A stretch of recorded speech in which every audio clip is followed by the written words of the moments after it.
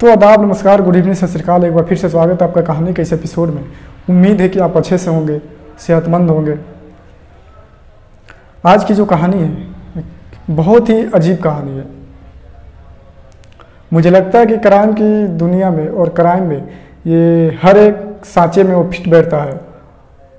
जब इस क्राइम को जब आप अच्छे से सुनेंगे तो इसमें आपको अच्छा भी लगेगा। और फिर वही बात कि क्राइम तो क्राइम होती है, इसमें अच्छा और क्या क्या बुरा, क्राइम तो क्राइम ही होती है। तो बीच से आज ना पता अगर कहानी के स्टार्ट करते हैं तो कहानी की शुरुआत होती है साउथ कर्नाटका के 5 बड़े बड़े शहरों में 6 जिलों से। बेंगलोर और वगैरह जिलों से स्टार्ट होती है। होता ये है कि 2003 से लेके और 2006 तक इन जिलों के जो बस स्टॉप होता है, बल्कि जो बस अड्डा होता है, उस बस अड्डा के लेडीज वॉशरूम से लाशों का मिलना शुरू हो जाता है।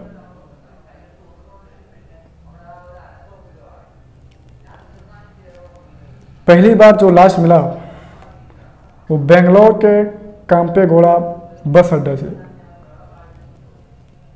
जब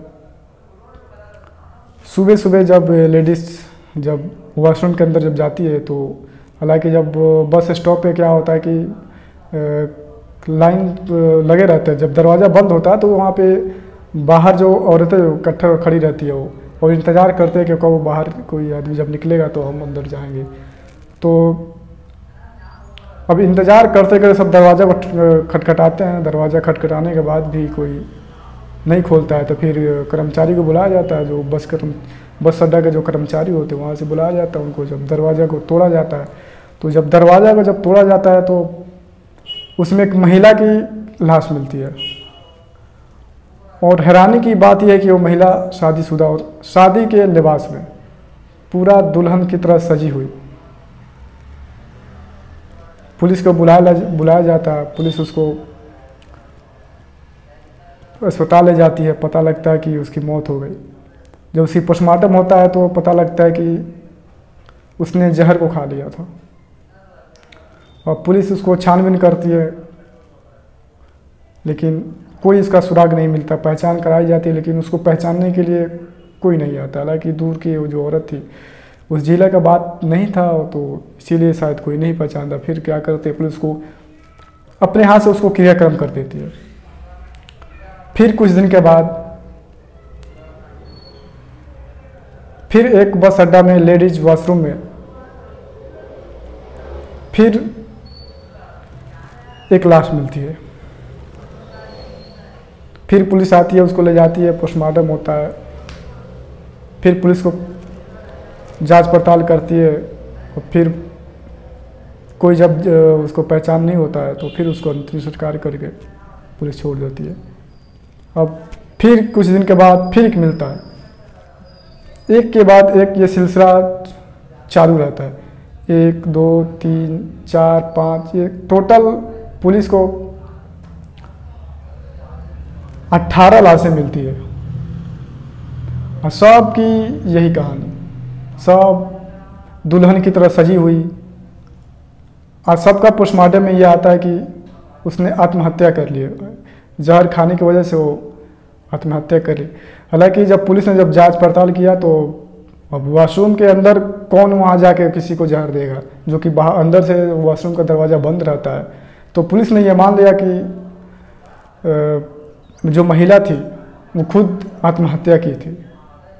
और हैरानी की बात यह है कि जितने भी लाशें मिली सब के सब दुल्हन की तरह सजी हुई और किसी के ऊपर एक भी जेवर नहीं। ये एक अजीब बात थी। और पुलिस ने भी इसमें कुछ लापरवाही किया और उसका जो पहचान कराया, पहचान नहीं हुआ तो अपना पल्ला झाड़ने के लिए चाहे जो भी हो तो पुलिस ने इसको ज़्यादा छानबीन किया नहीं और इस केस को क्लोज कर दिया, बंद कर दिया फाइल को। 2009 में उसी तरह एक महिला की लाश मिलती है। हालांकि जितनी महिला थी सबकी उम्र थी 20 साल से लेकर 30 साल के बीच के। तो एक महिला की लाश मिलती है, उस महिला के नाम था अनीता। अनीता नाम की महिला की लाश मिलती है। पुलिस फिर उसको ले जाती है अस्पताल में, तो उसको पोस्टमार्टम कराया जाता है। पोस्टमार्टम से पता चलता है कि इसने जहर खा लिया है। उसकी पहचान होती है, लेकिन पहचान तो कुछ मिलता नहीं है। होता क्या है कि इधर जो अनीता थी, अनीता के गांव वाले, हालांकि जो अनीता गांव था वो बता दूं आपको, बंतवाल पुलिस स्टेशन में अनीता का गुम होने का रिपोर्ट दर्ज कराया जाता है। गांव वालों का कहना था कि अनीता बहुत दिन से गायब है और एक मुस्लिम लड़का अनीता को भगा कर ले गया। हालांकि जो आजकल ये जो इंडिया में लव जिहाद का जो आजकल माहौल बना हुआ है, जो माहौल इसका जो चल रहा है, तो उस समय ये 2009 में लव जिहाद का माहौल स्टार्ट हुआ था। तो गांव वालों का आरोप ये था कि जो मुस्लिम जो लड़का है उसको भगा के ले गया है और जबरन उसे शादी करके वो धर्म परिवर्तन करना चाहता है। और गांव वालों ने धरना प्रदर्शन स्टार्ट कर दिया और धमकी भी दे डाली कि अगर अनीता मिली नहीं, अगर ऐसा कुछ हुआ तो हम पुलिस स्टेशन को हम आग लगा देंगे। अब धरना प्रदर्शन हुआ, बात मीडिया तक पहुंची, फिर नेताओं तक बात पहुंची। ऊपर से जब दबाव आया पुलिस के ऊपर, तो पहली बार पुलिस ने दबाव में आकर छानबीन करना स्टार्ट किया। अब आसपास के जिलों में उसकी जब फोटो लगाएगी तो पता चला कि मैंगलोर के पुलिस स्टेशन में एक लाश मिली है। तो उस लाश को जब आइडेंटिफाई किया जाता है, उसके चिन्हित किया जाता है, तो पता चलता है ये तो अनीता ही है। अब माहौल तो और ख़राब हो गया, क्योंकि बात यहाँ पे लव जिहाद की थी और दो कम्युनिटी के बीच कुछ ऐसा माहौल खड़ा ना हो जाए। तो उसी को देखते हुए पुलिस ने अपना जो जांच था उसको और तेज कर दिया। सबसे पहले पुलिस ने कहा कि जो अनीता थी उसकी कॉल डिटेल को खंगाला। अब उसके जब कॉल डिटेल को जब खंगाला गया तो पता लगा कि अनीता एक नंबर से देर रात बात किया करते थे, घंटों 2 घंटों बात किया करते थे। पुलिस जब उस नंबर के जब जानकारी लिया, जब उस नंबर के जब लोकेशन में पहुंचा, तो पता लगा कि ये जो नंबर है, ये नंबर एक महिला की है और महिला कम से कम साल भर से गायब है और महिला का कोई आता पता नहीं। जब पुलिस उस महिला के नंबर को जब चेक किया जिस पे अनीता बात किया करती थी, जब उसका जब कॉल डिटेल देखा गया तो पता लगा कि वो भी जो महिला थी वो भी एक नंबर पे वो भी घंटों 2 घंटों बात किया करती थी। अब ये एक अजीब मामला था। जब पुलिस उस महिला के नंबर से जहाँ बात करते थे तो उस लोकेशन में पहुंचती है तो पता लगता है कि ये महिला 2 साल से गायब है और महिला का कोई अता पता नहीं। फिर उस महिला के कॉल डिटेल को जब देखती है तो पता लगता है कि वो भी महिला जो है वो एक नंबर पे बात करती थी। जब पुलिस उस लोकेशन में पहुंचती है तो उसका भी कोई पता नहीं। पता लगता है भी एक जो नंबर है महिला की थी और महिला 3 साल से गायब है। अब एक के बाद एक ये सिलसिला चलता रहता है। पुलिस अपना जांच चलाती रहती है, सिलसिला चलता रहता है और सब नंबर बंद। अब पुलिस को शक होता है कि हो ना हो ये ज़रूर जिस्म फरोशी का ये जो धंधा है, जो वो रैकेट जो चलाया जाता है, इन महिला को किसी ने किडनैप किया है, सारी महिला को जो गुम हुई है, और किसी ने इसको ले आके बाहर भेज दिया, गल्फ भेज दिया। अब जो भी हो, अब पुलिस को शक पूरा जाता है कि ये जिस्म फरोशी का ही धंधा है। ये फिलहाल जो पुलिस अपना जो जांच चालू रखती है, तो जब 19वीं जब कॉल डिटेल को जब देखती है तो एक नंबर मिलता है और हालांकि वो नंबर चालू रहता है। जब पुलिस उसको जब सर्वेलेंस पे लगाती है, जब उसको देखती है तो वो नंबर चालू रहता है। फिर पुलिस उस एड्रेस पर जब पहुंचती है, उस लोकेशन पर पहुंचती है, तो मैंगलोर के पास एक गांव है, उस गांव में जाती है तो देखती है तो वो जो नंबर है वो नंबर एक 13 साल के लड़के के पास है। पुलिस पूछती है कि ये फ़ोन तुम्हारे पास कैसे आया? तो लड़का बोलता है कि ये जो फ़ोन है मेरे चाचा ने दिया। पुलिस पूछती है तुम्हारे चाचा का नाम क्या है? तो बोलता है कि मेरा चाचा का नाम मोहन। तो पुलिस को पहली बार किसी मोहन नाम के आदमी का बात सुनाई दिया। मोहन नाम का कोई आदमी है, पहली बार। अब उसको थाने ले जाया जाता है लड़के को, उसके चाचा को, मोहन को जो है उसके चाचा को नंबर लिया जाता है। अब जब उसका नंबर लिया जाता है तो पुलिस उसके जो कॉल डिटेल को जब ट्रैक करती है, उसको जब देखती है तो पता लगता है कि जो मोहन है वो भी एक महिला से एक नंबर पे घंटों बातें करता है। अब उस नंबर को जब पकड़ती है, उसको जब सर्विलेंस लगाया जाता है तो पुलिस को पता लगता है कि ये नंबर एक महिला की है। अब उस महिला के लोकेशन में पहुंचा जाता है तो पुलिस बोलती है कि ये तुम किससे बात कर रही हो? जिससे बात कर रही हो उसका नाम मोहन है क्या? तो बोलती है नहीं, ये तो उसका नाम मोहन नहीं है, उसका नाम कुछ और है। तो पुलिस बोलती है कि ठीक है, तुम उसको बुलाओ, तो बोलो कि मैं तुमसे मिलना चाहती है, तुम जल्दी आ जाओ। तो महिला बुलाती है उसको, पुलिस वहाँ पास में खड़ी रहती है सिविल ड्रेस में। जब वो जैसे वो मिलने आता है तो पुलिस उसको पकड़ लेती है, पकड़ के उसको थाने ले जा जाता है और थाने ले जाकर पुलिस उसे पूछताछ करती है। काफ़ी टॉर्चर करने के बाद वो सब कुछ बताना स्टार्ट करता है। बोलता है कि हमने करीब 32 महिलाओं को हमने मर्डर किया है। और जब इतना जब सुनती है तो पुलिस का जो कान है, रोंगटे वो खड़े हो जाते हैं। पुलिस को ये शक था कि लगता है कि ये कातिल पकड़ा गया, ज़रूर किसी जिस्म फरोशी का जो धंधा चल रहा है इसके बारे में कुछ खुलासा होने वाला है। लेकिन पुलिस को ये नहीं पता था कि हमारे ही एरिया में इतना बड़ा सीरियल किलर बेखौफ बेनिडर होके घूम रहा है। और पुलिस उसको और टॉर्चर जब करती है तो सारी कहानी जब बताना स्टार्ट करता है। वो जब बताता है कि मैंगलोर के पास एक मेरा गांव है, वहाँ पे एक प्राइमरी स्कूल है और मेरा नाम जो है प्रोफेसर मोहन है और मैं उसी स्कूल में पढ़ाया करता था।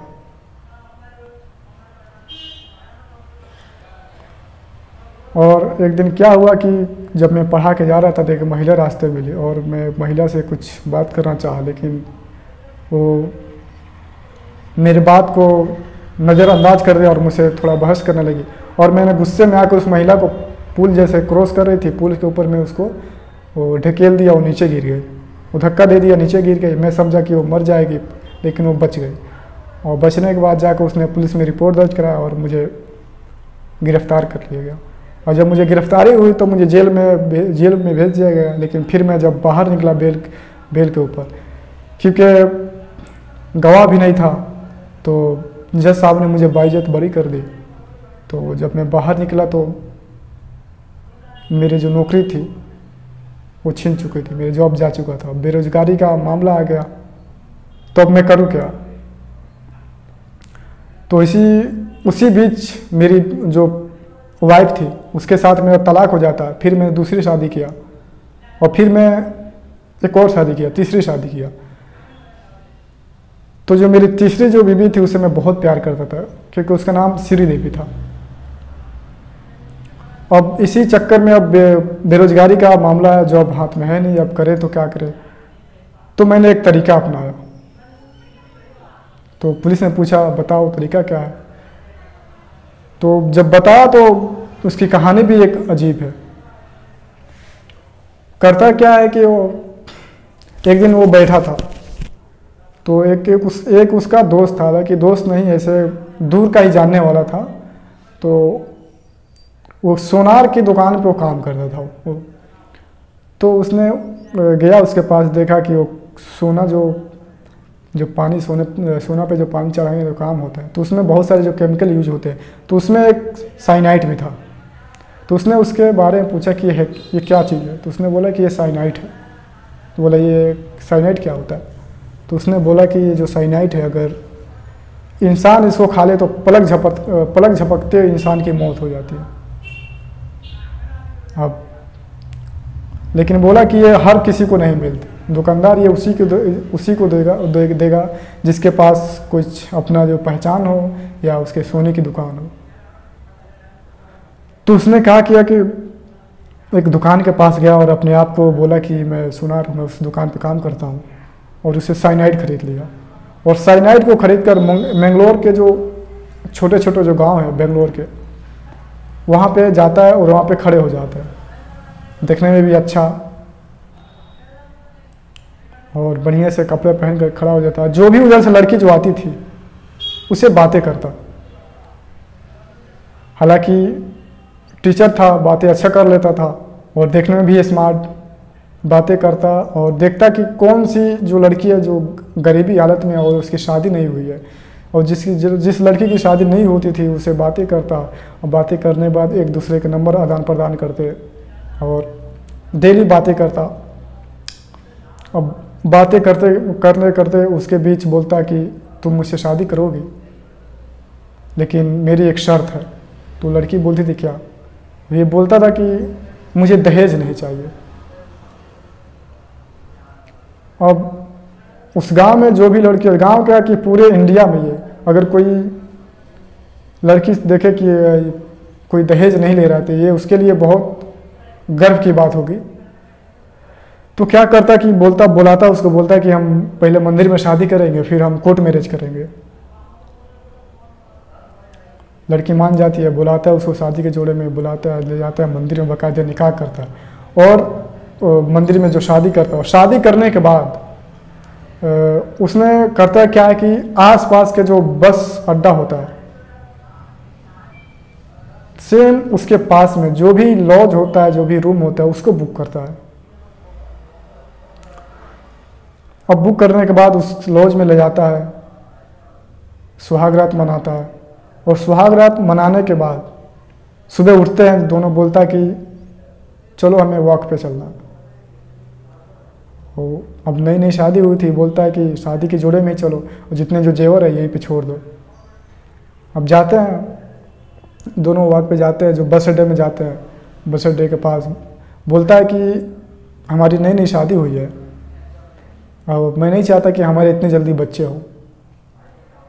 ये जो गोली है, ये गोली तुम खा लेना, ये जो है कि गर्भ निरोधक गोली है, और ये गोली जब खाओगी तो आप थोड़ा उल्टी जैसा महसूस होगा, थोड़ा सर को दर्द होगा, इसीलिए गोली को जाकर वॉशरूम के अंदर बैठ के खाना। और गोली उसको देता है। गोली देने से पहले उसमें क्या करता है, ये गोली जो होता है उसमें साइनाइड का जो साइनाइड में उसको लगाकर और उसका जो रफ कर देता है, जो पता ना लगे, और उसको दे देता है। और जब महिला उधर वॉशरूम के अंदर जाती है और यहाँ से इसको इतना मतलब अपने ऊपर कॉन्फिडेंस होता है, इतना भरोसा होता है कि अब वो महिला बाहर नहीं आएगी, और वहाँ से जाता है, वो होटल जाता है, होटल से जितने जो जेवरात थे, सोने थे, जेवर पूरा लेके जाता है, और वो जेवर जहाँ गिरवी रखते हैं वहाँ पे गिरवी रखता है, गिरवी रख कर वो अपना खर्चा चलाता।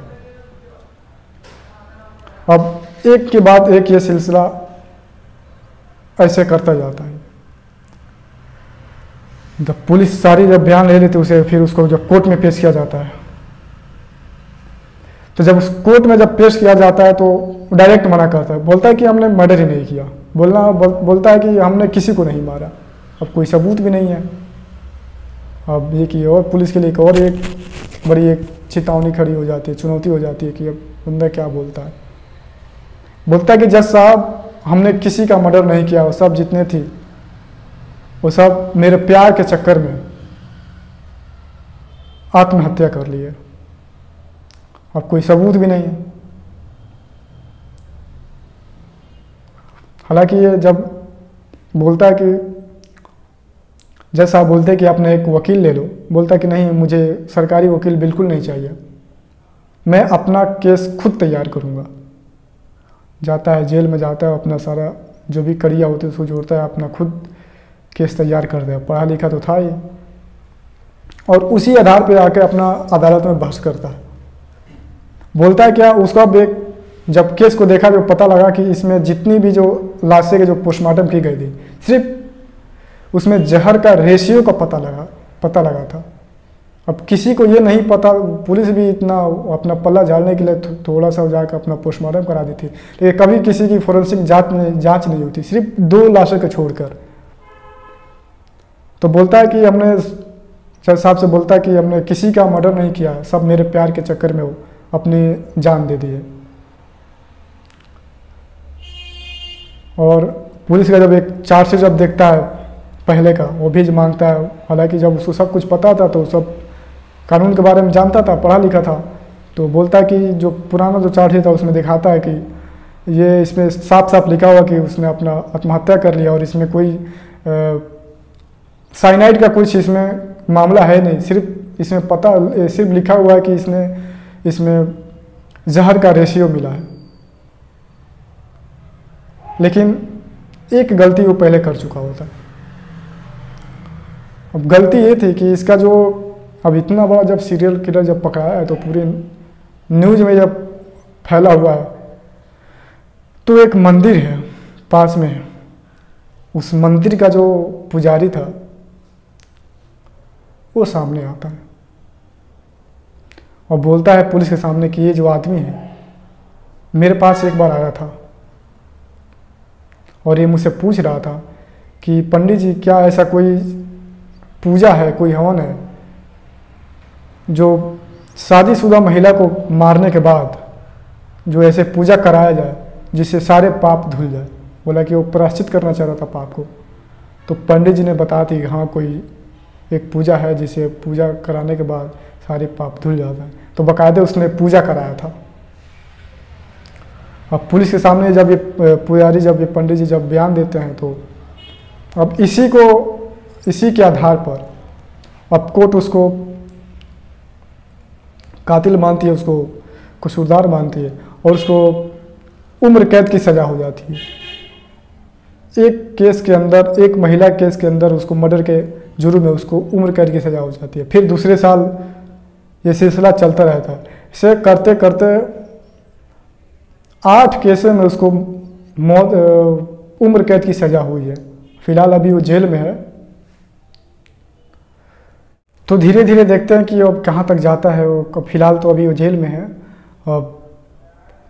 अब एक के बाद एक जो केसेस जो खुल रहे हैं उसमें उसको उम्र कैद की सज़ा मिलती जा रही है। तो ये थी आज की कहानी। उम्मीद है कि ये कहानी आपको अच्छी लगी होगी। तो वीडियो को लाइक करें। तो फिर मिलते हैं अब अगले एपिसोड में।